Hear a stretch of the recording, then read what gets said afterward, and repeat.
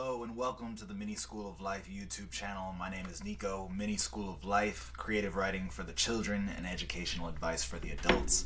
Now, if you just got to the channel, if you remember, and you were subscribed earlier on when I first started the channel a year ago, I think it's been a year. Yeah, it's been a year. When I first started the channel a year ago, this channel was called Summer Schoolin' with Mr. Nico. I've changed the channel because in that time away from the classroom, I've discovered new opportunities for me professionally, working with kids and focusing on education. But I think that the topic of summer is relevant for many reasons, especially today. I mean, 'tis the season, right? How many of you have been going to promotions and graduations?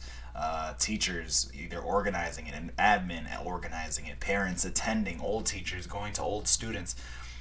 It's that time of year, and summer is a very, very, I don't know, it's just a crucial part of a teacher's identity. When casual people will see a teacher, they'll probably think two things: they're not getting paid enough, or they get 3 months off in the summer. And I want to talk about this idea of summer, specifically the misconceptions of summer.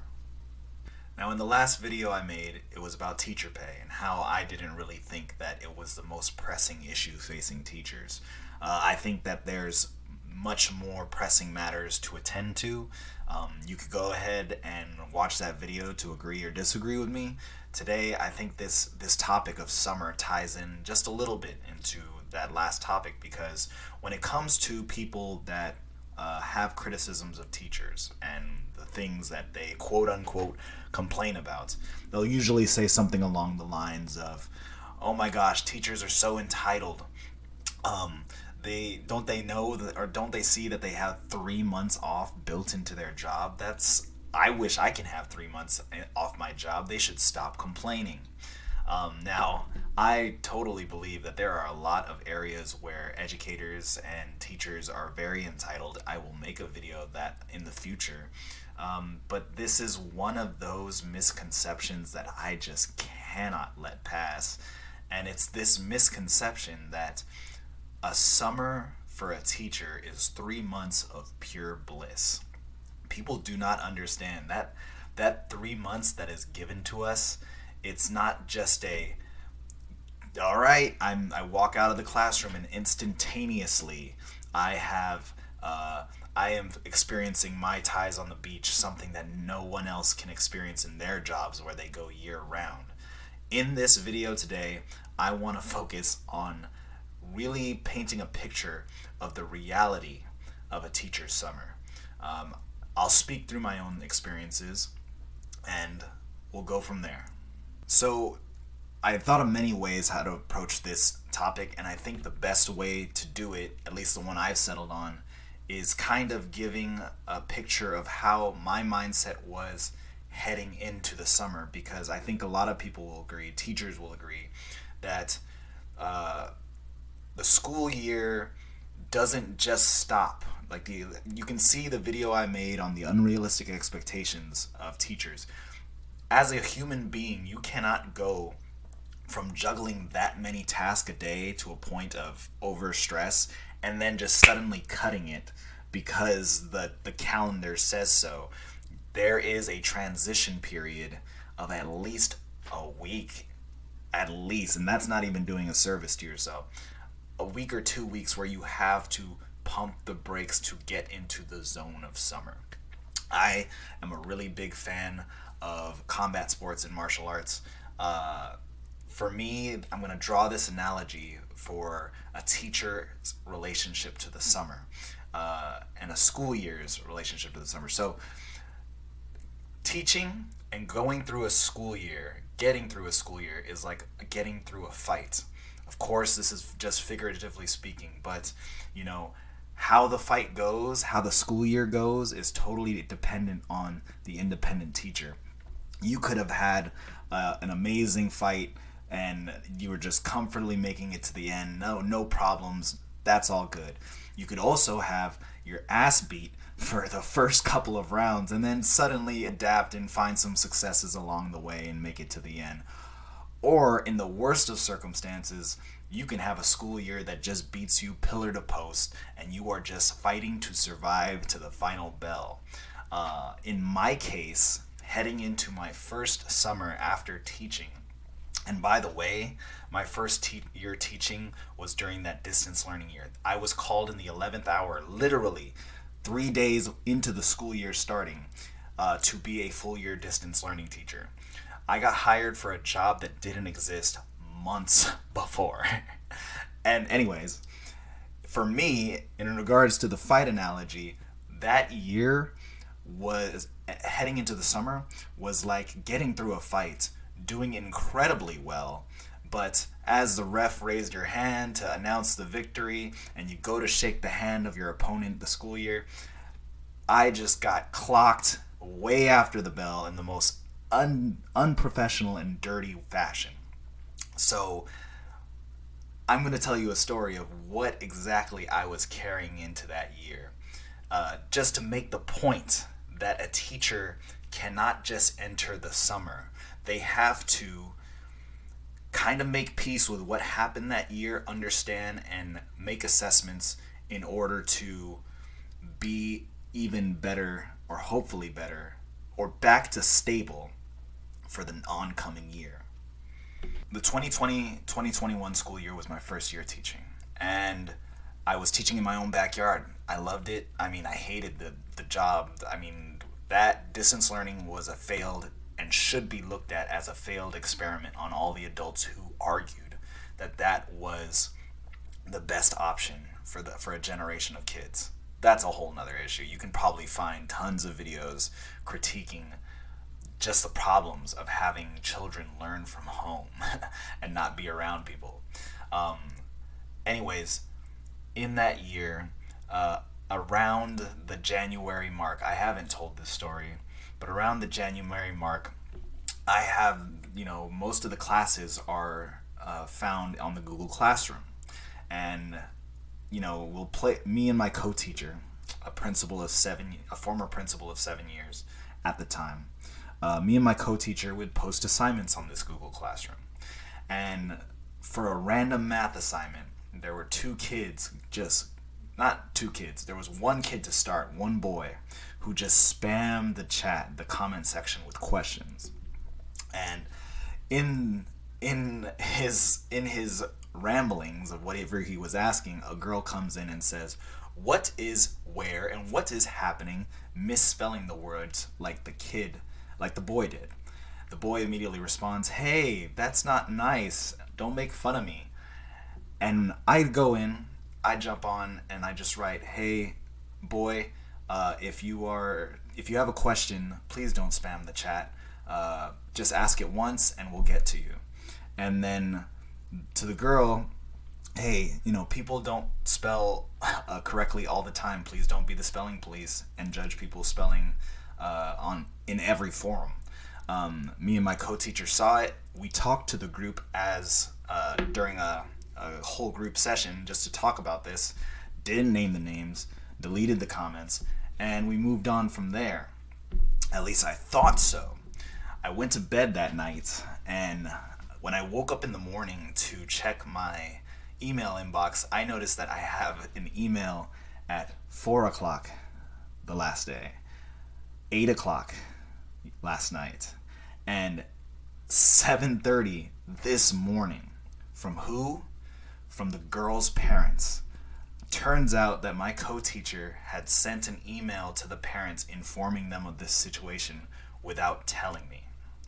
So in this email chain, these parents are livid that I can quote, they were like, "How dare Mr. Nico call our child the spelling police? We teach our daughter right from wrong. He is wrong." And they wanted blood. So I told my co-teacher, "Look, you already sent it. I will show up to a meeting and give them the face to be mad at if that's what it's going to take." I show up to the meeting, and it's fine. We're just talking about math. I'm just jumping on so they can see the face of who they despise. And the mother is just shaking with fury, and her finger is just like, "How dare you? You don't know that our daughter was judging that kid. How dare you say that to our kid? And all I said was, that's fair. That's fair. That's fair. Fine. No point in arguing that the parent wants to be right. Like, that's not a conversation starter. That's a conversation ender. So, fine. Like, it is what it is. So I left that meeting. They were, as I saw them, all smiles with my co-teacher. I left. They just wanted to talk about math. Come to find out, 2 weeks later, they're still sending emails. They start sending emails to the principal, wanting my head, basically, complaining about this situation after we talked with them directly. So this is happening simultaneously when my class, outside of this one girl, and by the way, the whole time this fight is happening, that girl is still showing up to my open hours where the kids don't have to, still playing games, still asking me for help. This is clearly the parents' beef, not the kids, not the girls' beef. Anyways, while this is happening and they're complaining to the principal after meeting with them, a group of parents from my class are asking to start a fundraiser for me. They like the work that I do with their kids, so they're like, "Hey, Mr. Nico, is there a way we can raise funds for you to do what you're doing with our kids?" I said, "Cool, I'm gonna talk to the principal, get the clear, see what it does." And I have this meeting with the principal, and then at the end, this is 3 weeks after the incident, by the way. This is 3 weeks after the incident. By the end, she just goes, "So tell me about this girl." And I tell her the same exact story I just told you all. And she goes, that's name calling, Nico, and we can't tolerate that here, you know. Why did you tell the girl that she was being the spelling police?" And I said, "Because I told it to second graders before too, and they laughed and they understood what they were doing. I didn't say it with the intent to permanently malign a child." And she said, well, if you would say that, had the opportunity to say that again, would you?" And I said, "Yeah, I would, because I know my intent." And this is the kind of principal she was. She said, "Well, your co-teacher said that you wouldn't say it, so that's weird, pitting us against each other." And she said at the end of this conversation was, she said, "Well, Nico, as your supervisor, I have the authority to either recommend you to work in the district or to not work in the district.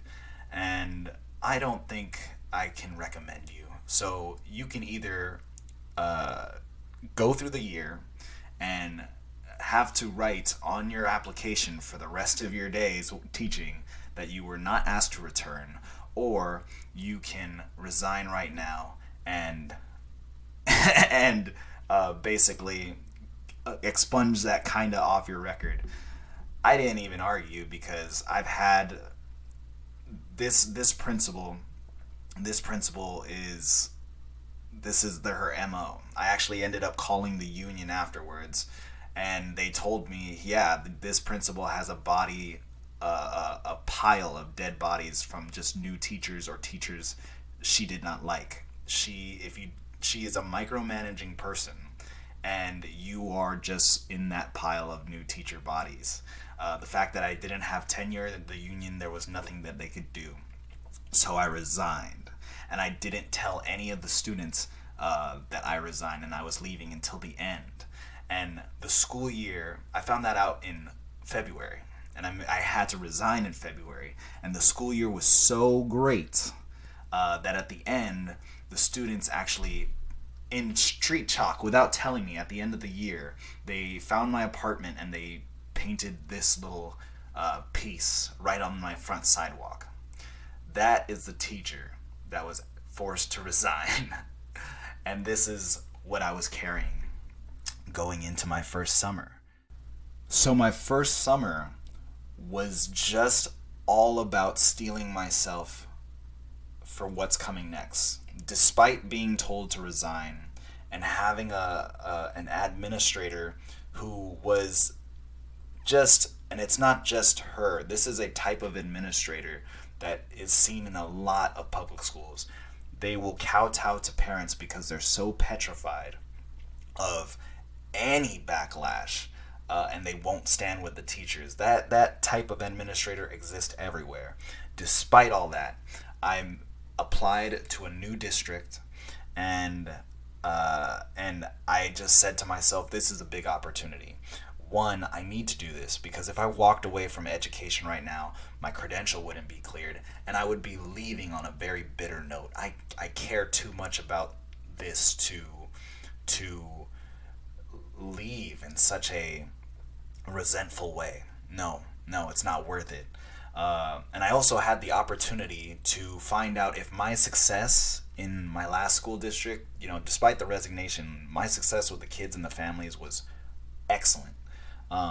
Was my success because I was working in my own hometown and everyone knew me? Or was it because I just actually work hard and I deliver a quality classroom experience to the kids? I needed to find that out for myself. So sticking to the fight analogy, if my first year of teaching was like getting hit after the bell, even though I won, the second year was like having a dominant performance and then retiring right at the right time before staying in the game too long would give me excess damage. That's the best way I can describe what the last school year was like. I ended up following through on finding out those questions that I just said earlier. I went from no one knowing me to everyone kind of, I gotta say it, everyone pretty much being on board with the way I approach things, having a cooperative and collaborative experience with my colleagues, having just so much fun in the classroom. And now I'm not in full year distance learning. This is in person. I loved it. My last school year was unforgettable in the best of ways. And, I ultimately left because even though I had an incredible and helpful and supportive principal, I had students and parents that loved and valued my work, I had the highest salary and the most benefits I have ever had in my life up until that point. The job by design, and I realized this in September of that year. I knew I was going to leave, but the job by design is just not sustainable. I didn't want to get back on this merry-go-round of bureaucracy, just heading into the summer, knowing, and this is what people don't understand about a teacher's summer. You know what you're about to go and walk back onto. You know it's just a merry-go-round of bureaucracy, the paperwork, the meetings, all these things that just take you away or distract from the classroom experience, that time that you dedicated your life to focusing on.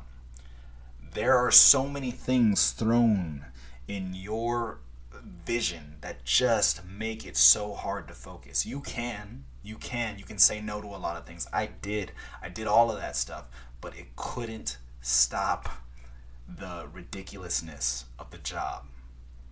So I didn't want to get back on that ride. I didn't care about the security of the money. I didn't care about any of that. My credential was cleared. I finished with good relationships with everyone I worked with. And I finished with a positive experience of working for a school, as positive as it can be. But I just knew this is not what I wanted to do for longer than this. It's if this is the job that's going to be waiting for me every August, no, my life is my life, and I don't want to live as stressed as I was, even in an institution that was doing things way better than most schools. I saved money every paycheck from that year to buy myself 3 extra months of thinking time after that summer. It has been a full year away from the classroom, a full year from starting this channel. Like I said, I saved money to buy myself 3 months extra time, and the plan was to just, have 6 months to think, and then I'll go to something. That's all I knew. I just knew that I needed time to pause. And to be at this promotion, it showed me a lot of things. One of those things was how much I was able to accomplish for myself, for my relationship, for my loved ones in a year of just taking total ownership of my time. And I think that's something that teachers want to experience. And summer is the biggest tease to a teacher, because you think you have ownership over that time, but the district starts putting their tentacles into your email of meetings, of tests that are going to be coming on the horizon for whatever group of kids that you have. Just little touches of remember what's waiting for you. Remember what's waiting for you. There's no, at least for me, there was no excitement for returning to the year. There was, yes, you're happy to work with the kids, but you knew that the job was going to stress you the heck out, and it was going to distract you, and it was going to take your peace of mind when you weren't working.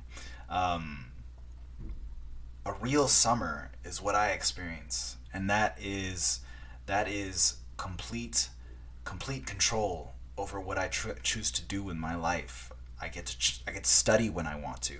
I get to spend time with my loved ones while I still have them around. I could have done that while I was teaching, but I would have been thinking about all the lessons that I have to do. I would have been worrying about, okay, this is taking too much time. I need to rest because I need to be ready for the week.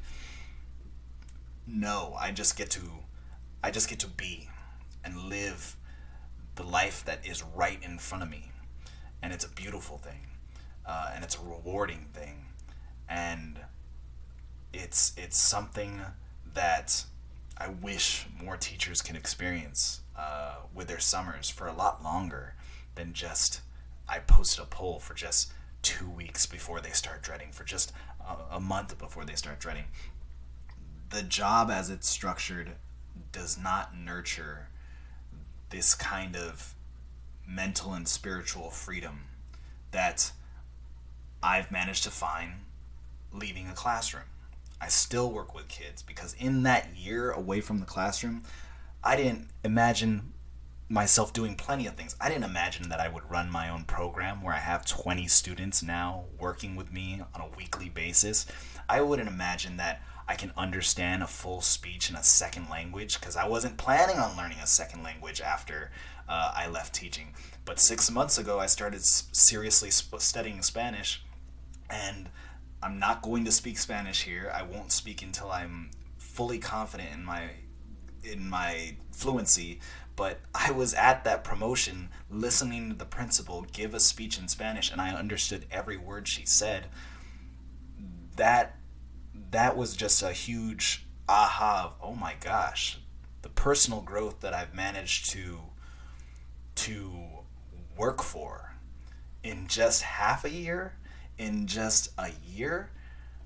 If I can make this happen, having all of my faculties to myself and all the control of my time right at my fingertips, and making absolutely every minute of my day count, I can't wait to be surprised next year when I'm in a position that I never imagined myself being in.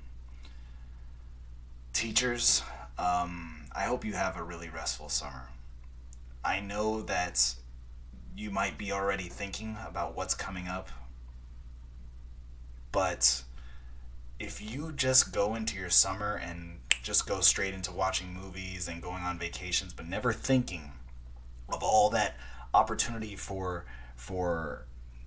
growth that you can glean from those lessons and those hardships of the year, if you just squander that and just go into the new year because it's part of the cycle, you are just carrying baggage on your own professional prosperity. Like, you're not going to improve. Like, doing that is something that a professional development under the district would never give you. You need to take ownership of your time. I think that's the key ingredient here. Take ownership of your time and take ownership of your soul. If you're not right, and if you're just going through the motions, the kids will sense that, the district will sense that, the parents will sense that, and you won't even feel excited about your own job. What are you doing there? This is your time on earth, and you are just going to collect a paycheck. Don't do that. If you do, do it in another job where kids aren't involved. And even if you're doing that in a job where kids aren't involved, why are you living your life like that? So, I think I've rambled on way too much. This is a very long video.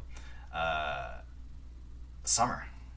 It is more than just 3 months. It is a beautiful lifestyle that can lead to spiritual growth beyond your own imagination if you play your cards right. So if you like this video, subscribe to the channel, leave a like.